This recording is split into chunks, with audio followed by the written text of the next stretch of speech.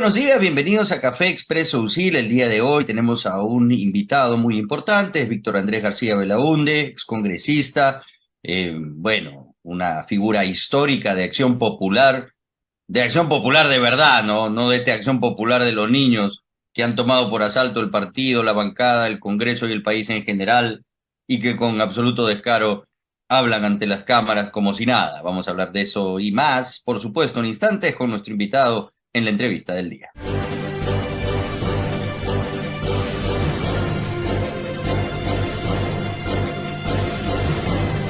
Ya estamos conectados con Víctor Andrés García Belaúnde. Don Vitocho, ¿cómo está usted? Gracias por atender el llamado de Café Expreso UCI. ¿Qué tal?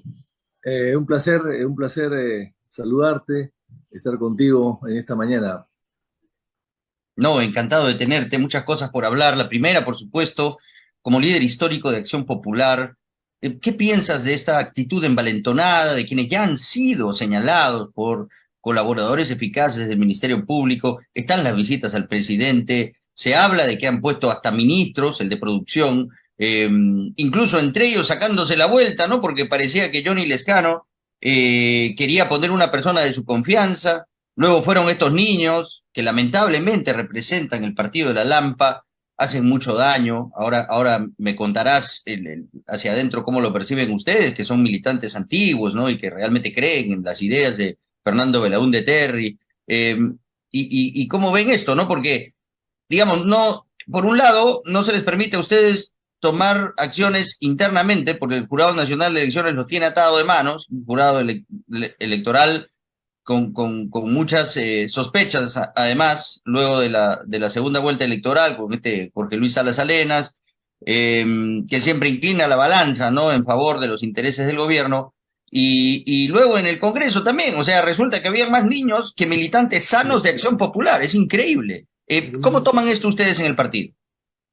A ver, es difícil explicarlo y yo mismo estoy tratando de armar algunas teorías, cómo llegaron, por qué están allí, cómo salieron, cómo participaron, cómo han empezado a trabajar con el gobierno prácticamente desde el primer día que el gobierno llegó al poder. eh, Se han entregado en cuerpo y alma al gobierno por prebendas, por un puesto de trabajo para un amigo, para un pariente, para un compadre, para un familiar, o ese es los menos, ¿no? Y los más a cambio de obras, a cambio de corrupción, así cruda y clara. Pero no han entendido el mensaje, ¿no? Nosotros hemos sido elegidos como oposición, no hemos sido elegidos como gobierno. Y por lo tanto, si somos oposición, tenemos que fiscalizar al gobierno y no entregarnos al gobierno totalmente, ¿no? Ellos han entrado creyendo que esto es un botín, ¿no? Olvidándose pues de la doctrina de Acción Popular, del ejemplo de Belaúnde, de Paniagua, de los líderes del partido, ejemplo de austeridad total y de transparencia, y olvidándose pues que no somos gobiernos del año 85 y que del año 85 a la fecha las bancadas de Acción Popular siempre han sido oposición en mayor o menor medida y todos han actuado de esa manera.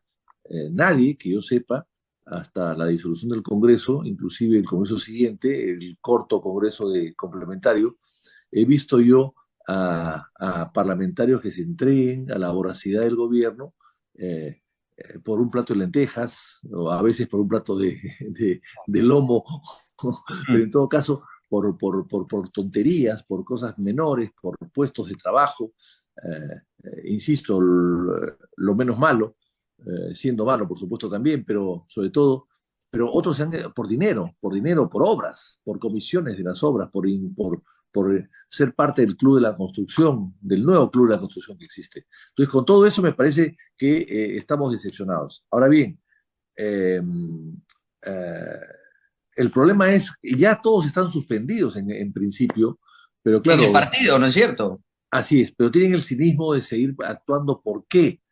Porque el jurado no reconoce todavía a las autoridades del partido. O ¿Por sea, qué eso está entrampado? bueno, porque eso es lo que yo quisiera saber, qué cosa le pasa al jurado, si está actuando de acuerdo a dictados del gobierno o sabe Dios de qué, porque En el partido han habido elecciones internas en los últimos 4 años, 2 o 3 veces, y nunca han sido reconocidas por el jurado, y esta última tampoco. Entonces, ni los rechazan ni los aceptan, ni los inscriben ni se niegan a escribirlos, simplemente los ignoran. No toman una Entonces, pero les posición. conviene porque los tienen en un estado de inanición del cual no puede surgir nuevo liderazgo y la Exactamente. situación actualmente para el gobierno, ¿no? Siguiendo la teoría de sospecha, porque sí hay sombras sobre la gestión de Jorge Luis Salas Arenas, que ha inclinado la balanza, a mi parecer, a favor del gobierno en las elecciones pasadas, y obviamente, si tiene que tomar una decisión que va a evidenciar a estos colaboradores en el Congreso, que son claves, porque incluso la última versión que tenemos es que un colaborador eficaz ha dicho que a cambio de un ministerio, el de producción, y el ministro sigue ahí, ¿no? Claro, Lescano quiso poner a Incio, ¿no? Que había sido jefe de su plan de gobierno y una persona de su confianza, y el presidente entendió que este era el pedido de estos llamados niños, y luego ellos van, y ahí está la visita, le reclaman al presidente que ese no era, ponen al actual ministro, y él sigue hasta ahora, a pesar de todas las tormentas y cambios, así que parece que esa es su cuota de poder. Entonces, esto es Claro. vergonzoso. Bueno, todo eso que se ha dicho se sabía antes, nosotros lo hemos sabido antes, y hasta que salió en 2 veces en 2 programas de televisión. Uno de ellos, el señor Vázquez, creo que es un periodista de Panamericana, y otro en el Willax, creo que también ha Sí, sido claro, Willax, nosotros lo sacamos en Contracorriente, en el y en programa. Panorama también, por supuesto. Así es, en Contracorriente, ahí en Panamá, así es. Entonces han salido 2 veces y coinciden todos, los nombres, las fechas, las visitas, coinciden todos. Y evidentemente ha habido ahí la idea de presionar desde la bancada para obtener prebendas. Esa es la verdad, ¿no? Esa es la verdad. Entonces, yo creo que, y el señor Prado está allí y efectivamente es amigo de uno de Darwin Espinosa, parecería que lo propuso según la información periodística y que nosotros también hemos corroborado, y después se le ha dado una serie de currículos para que coloque a gente, ha colocado a Ujú. gente. O sea, todo eso ya está bastante avanzado en una investigación, y la fiscal misma ha dicho eh, que están comprometidos. Yo no he hablado con ella, yo no la conozco, pero tengo un amigo, una persona muy cercana a mí que trabaja cerca de ella, y ella ha manifestado eso. Pues bien, si es todo eso verdad, evidentemente la situación de ellos es muy complicada. Yo creo que habrá de todo un poco, o sea, habrá mayores y menores responsabilidades. Eh, Creo que no todos han actuado igual, no todos han tenido esa fijación por el trabajar por el gobierno, sino que yo creo que algunos de ellos se han sentido tentados para, ¿no? Para colocar a un hermano, un pariente o un sobrino, y con eso se los han comprado. Yo he sido parlamentario muchos años y yo sé, yo he ido, he tratado con ministros, he ido muy pocos a los ministerios, la verdad, porque no era necesario ir. Por eso, porque te pueden hacer favores, pero te los van a cobrar. O sea, un parlamentario de oposición debe saber que si el gobierno te quiere hacer un favor es porque te lo va a cobrar, no es porque tú eres simpático. Y eso es clarísimo. Y entonces esta gente se han entregado por un favor, un puesto, qué sé yo, una prebenda, con el ánimo o con la excusa de que estás sirviendo a tu pueblo, y finalmente no es así. Te están cobrando, te han neutralizado. O sea, la bancada de Acción Popular hoy día, en general, casi todos, no todos por suerte, están neutralizados por prebendas que le ha dado el gobierno. Y el gobierno, un gobierno como este, que es incapaz y corrupto, lo que hace es, pues, trasladar su incapacidad y su corrupción al Congreso para convencerlos de que no hay que votar en contra del gobierno. Y efectivamente no se ha votado muchas veces en contra del gobierno. Sí, es verdad, está neutralizada la bancada de Acción Popular, es una bancada numerosa, importante, eh, y no solo Acción Popular, ¿ah? Hay que ser justos aquí, han infiltrado hasta la bancada de nuestro amigo Porqui, Rafael López Aliaga, y ahí lo están desmembrando desde adentro del Congreso, han infiltrado incluso hasta la que parecía ser la más monolítica de todos, que es Fuerza Popular, ya han detectado algunos casos Claro.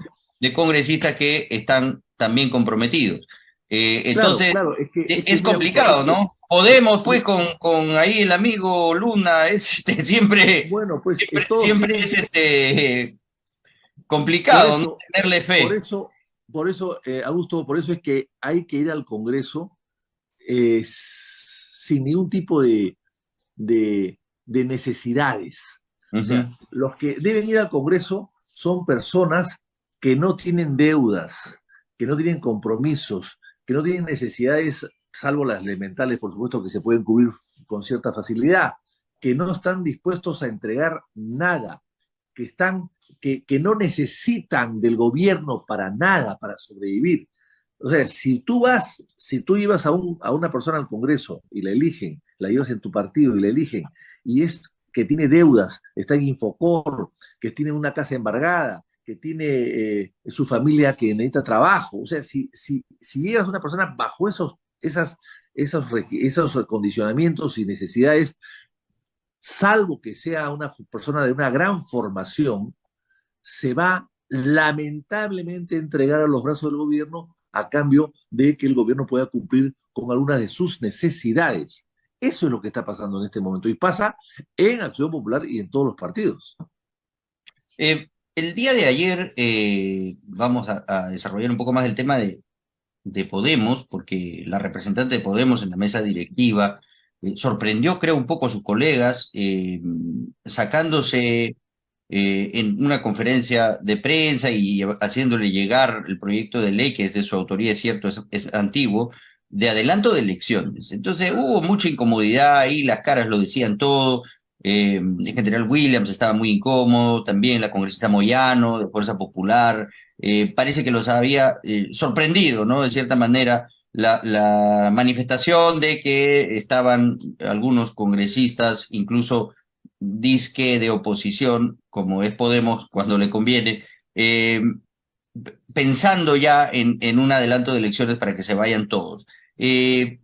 La primera parte de la pregunta sería ¿cómo tomas esto ya a nivel político, conociendo el manejo interno del Congreso también, por tu experiencia? Y en segundo lugar, ya al fondo del asunto, ¿te parecería una buena solución adelantar las elecciones y que se vayan todos?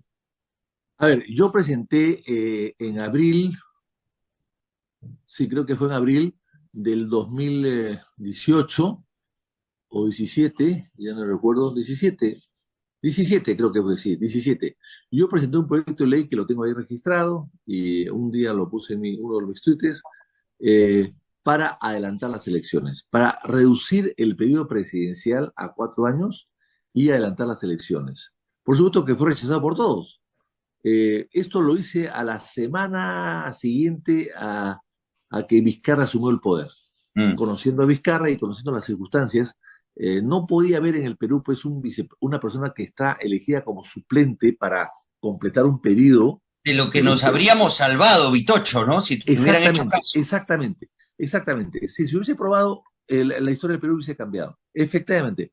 Pero no se puede concebir que un vicepresidente que no ha sido elegido presidente, sino que ha sido elegido como suplente de un titular, se maneje, juegue todo el partido. Eso es imposible. Y el caso de Suplente de Vizcarra, suplente, además, ¿no? así es. En el caso de Vizcarra estaba reemplazando a PPK para completar un periodo que casi no había, que recién había empezado. O Sí. sea, era un despropósito político y popular elegir a Vizcarra como que gobierna en el Perú 4 años cuando había sido elegido para suplente para completar un periodo. Entonces, por eso es que yo presenté el proyecto de ley.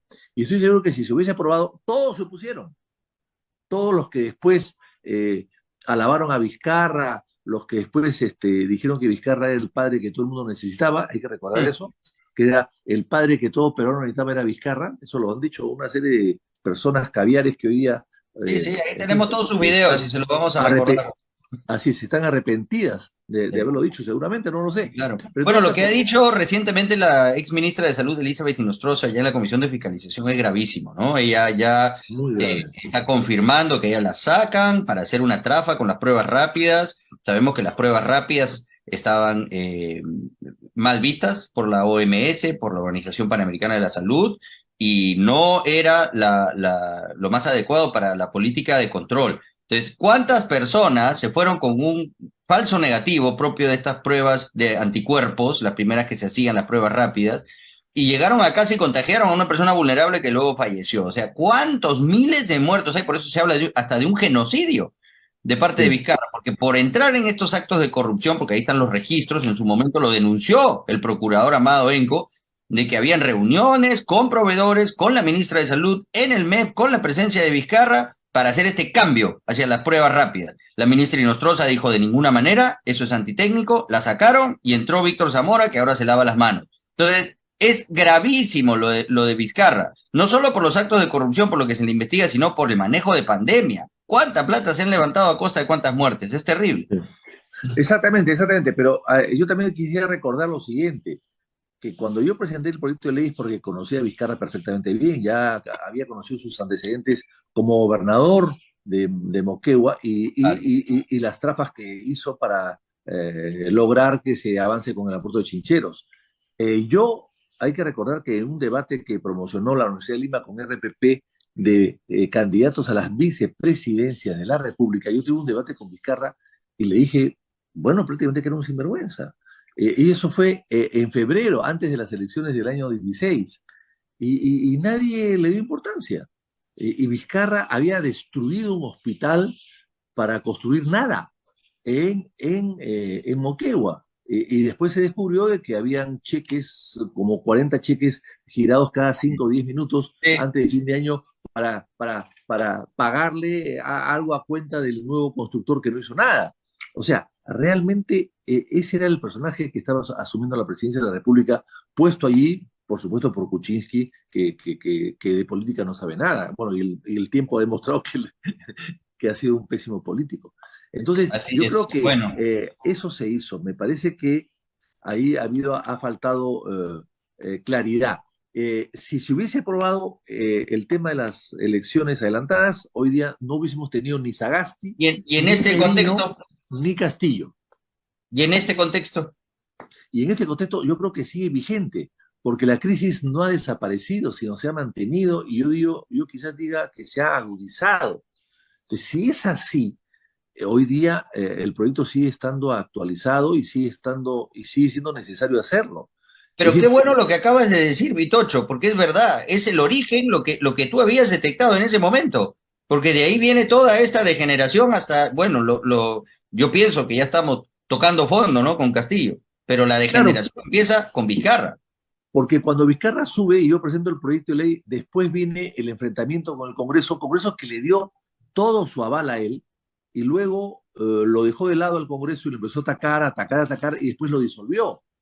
Y después Claro. gobernó solo, como dictador, sin Congreso durante Y de varios ahí vino la meses. pandemia, así que Así, con y vino la decreto de pandemia, urgencia. y ¿Te vino la imaginas? pandemia. ¿Te imaginas? O sea, debemos solo conocer la punta del iceberg, ¿no? Todo lo que debe haber hecho a rienda suelta ahí con los decretos de Claro, urgencia, en estado de sin emergencia, ningún, con la gente asustada. sin ningún Se sacó la control, lotería. empezó a girar la chequera, sin ningún Ah, control.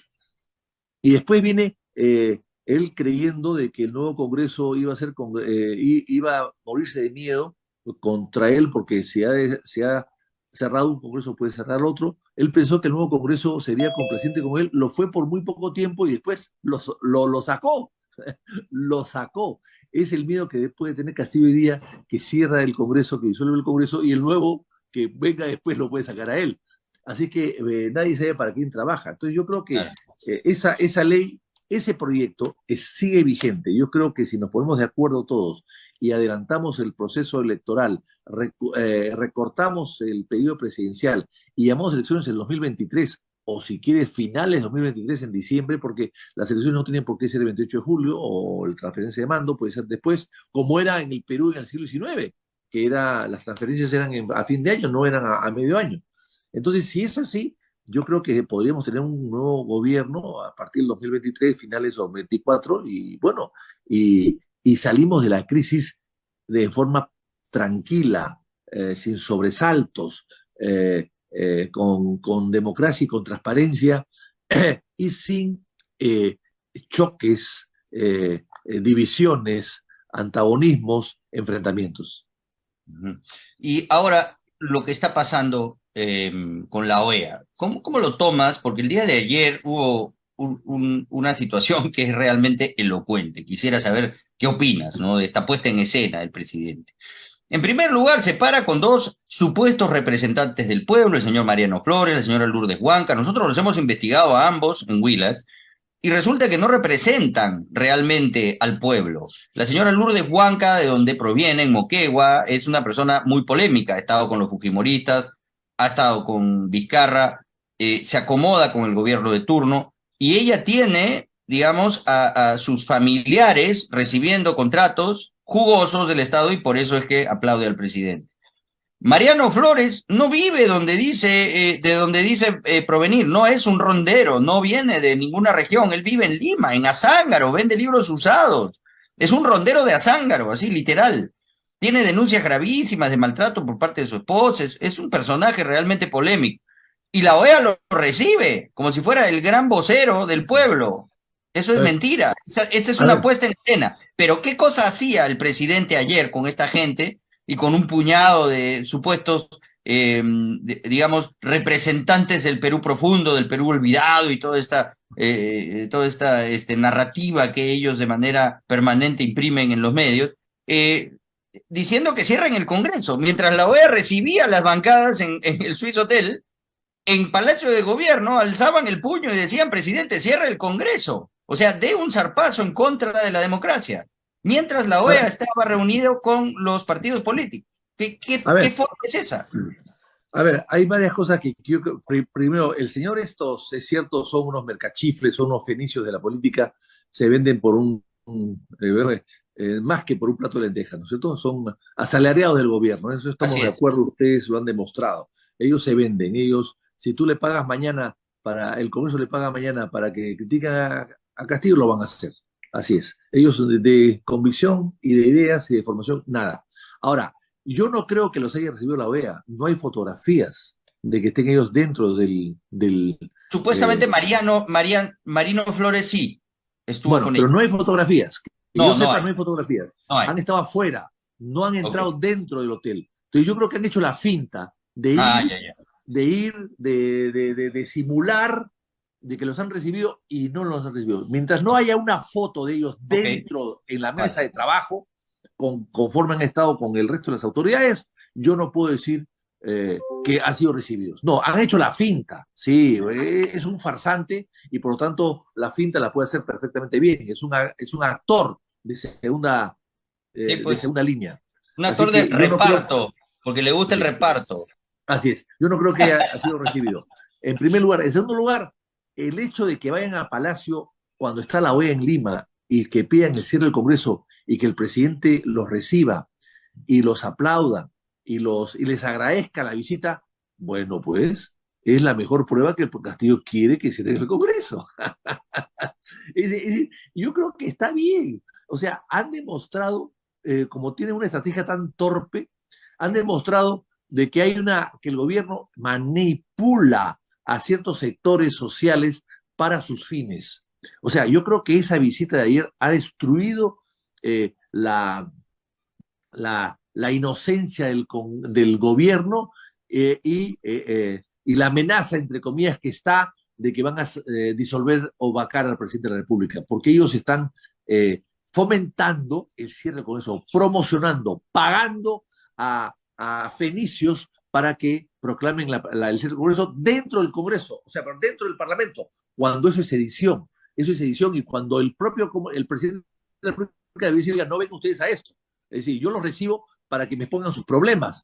Pero el cierre del Congreso es un tema de política general del gobierno, es una cosa diferente, es un tema político de alta gama y de un tema estrictamente constitucional. Ustedes no pueden venir de ninguna manera a exigir esto. O sea, él ha debido pararlos y cuadrarlos, no lo ha hecho. Los ha aplaudido, los ha agradecido la visita, ergo, él es parte de eso. Y eso, yo creo que lejos de ayudar a Castillo, lo va a perjudicar. Ayer conocimos que el total de denuncias, digamos, son 7 carpetas principales que comprenden al presidente y a su entorno más íntimo, pero la fiscal de la Nación lo que ha dicho es que hay 51 investigaciones en total de lo que va el gobierno de Pedro Castillo. Esto es un hecho sin precedentes, o sea, está enlodado de corrupción, y como está comprometido el Congreso, como ya hemos conversado más temprano en esta entrevista, no pasa nada. Esta es una situación insostenible en el tiempo, ¿no? Sí, sí. Bueno, pero en fin, es muy grave. Es la primera vez en la historia del Perú que una fiscalía tiene tantos elementos eh, probatorios o indicios razonables de pruebas que está usando para acusar al presidente de la República cuando termine su mandato y de hecho ahora lo está investigando ya. Esa investigación es muy productiva porque han sacado muchísimas cosas.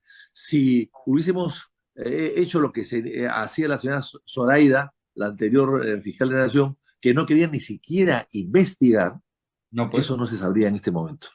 Eso no se sabría. Entonces yo creo que hay una gran diferencia entre investigar y acusar, sí, pero no investigar cuando hay evidentes delitos era una complicidad absurda que estaba asumiendo la fiscal de la Nación Claro. anterior, ¿no? Estas críticas que hay de que está el presidente protegido, no solamente por estos delitos definidos en la Constitución, en el artículo 117, se le puede abrir una investigación. Lo que ha hecho la fiscal me parece que es lo que corresponde, y además el TC ha dado a entender de que está dentro de sus facultades, porque ha habido incluso un pedido de competencia y el TC lo ha devuelto, le ha dicho, no, si ustedes no están, la competencia tanto de la fiscal de la Nación de investigar al presidente como la del Congreso de decidir si esto procede o no, están correctas.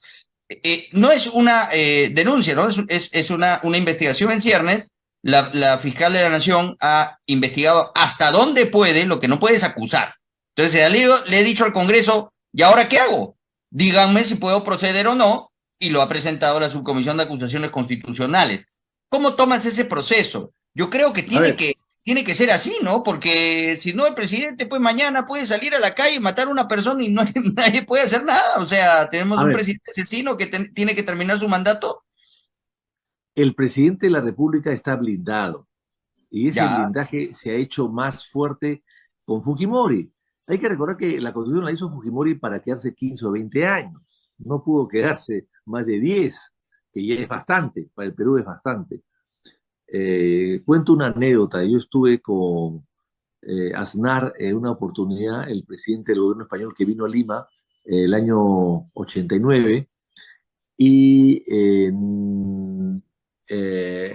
99 en realidad, el 98, al final del gobierno de Fujimori, y salió con Fujimori a dar una vuelta por algunos pueblos jóvenes y ver unas obras que estaba haciendo.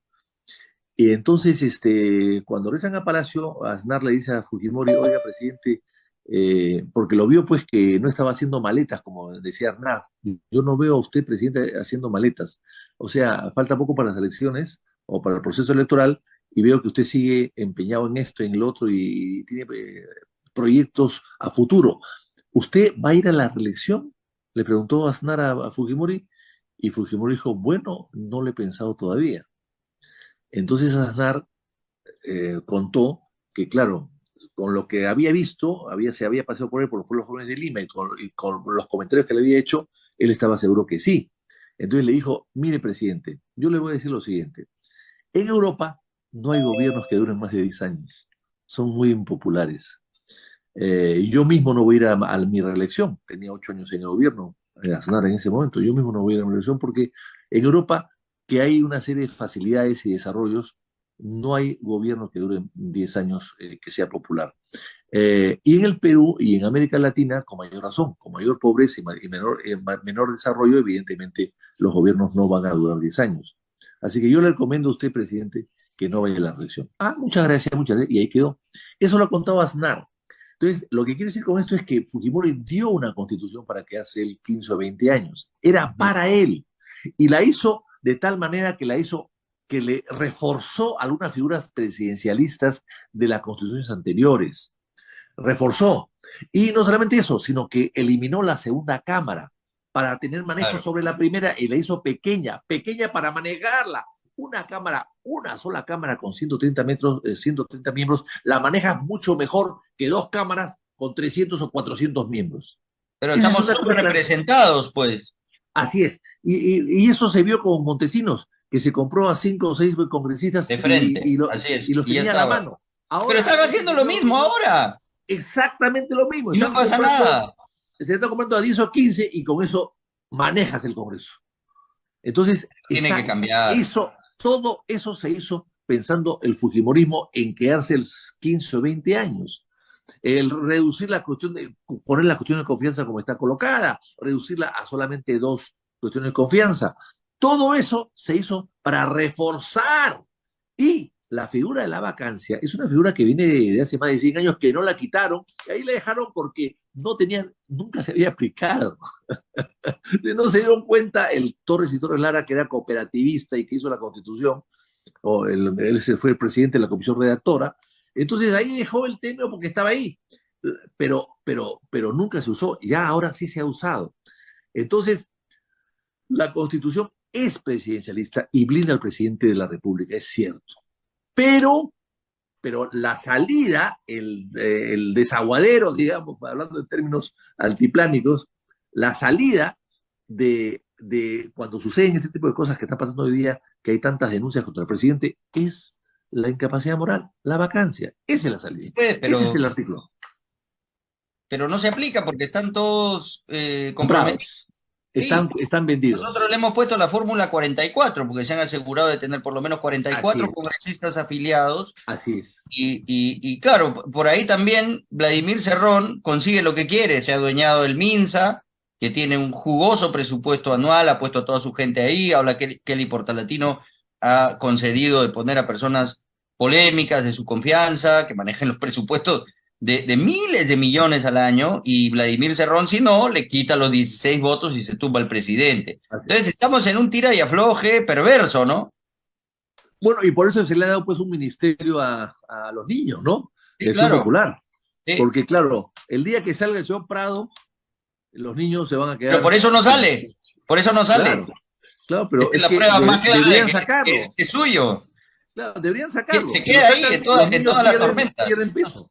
Así, lo sacan a Prado y los niños pierden peso. Sí. No, le quitan sus votos, ya le dijeron. Ya le dijeron. Es terrible lo que estamos viviendo. Bueno, Vitocho, yo te agradezco mucho que nos ayudes a entender con la experiencia que tienes y con la visión tan clara que has compartido con nosotros hoy de esta crisis, porque yo creo que sí es necesario que los que queremos la democracia sigamos hablando, sigamos luchando y que tratemos de encontrar una luz al final del túnel, ¿no? Sí, así es.